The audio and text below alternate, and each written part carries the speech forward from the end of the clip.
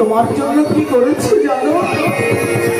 আজ আমি জঙ্গলে জঙ্গলে কষ্ট সংগ্রহ করেছি, আর সেই কষ্ট দিয়ে আমি যে তোমার জন্য একটি বাহক তৈরি করেছি গো। এসো স্বামী এসো, আজ তুমি এই বাহকের উপরে বসবে।